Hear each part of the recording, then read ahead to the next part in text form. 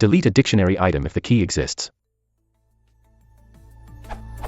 Is there any other way to delete an item in a dictionary only if the given key exists, other than? The scenario is that I'm given a collection of keys to be removed from a given dictionary, but I am not certain if all of them exist in the dictionary. Just in case I miss a more efficient solution.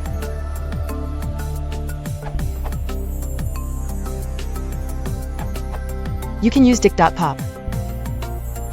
Note that if the second argument, i.e. none, is not given, key error is raised if the key is not in the dictionary.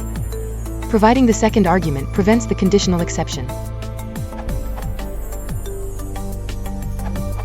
There is also. This only does one lookup instead of two.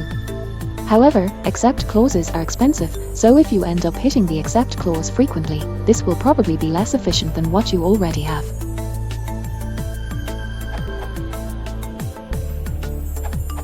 Approach. Calculate keys to remove, mutate dict.